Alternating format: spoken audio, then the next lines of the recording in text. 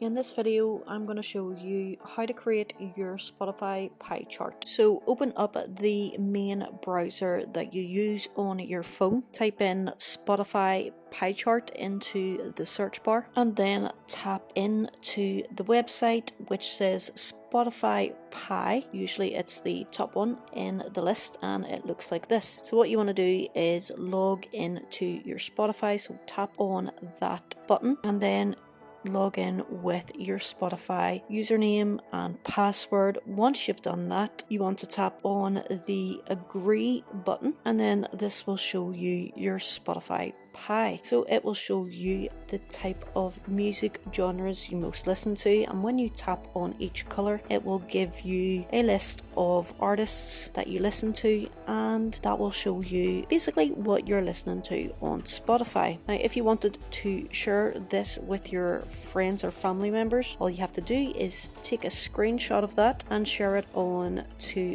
whichever app you use to send messages on, and that's basically all there is to it. I hope you found this video helpful. Thank you for watching. Until next time, peace.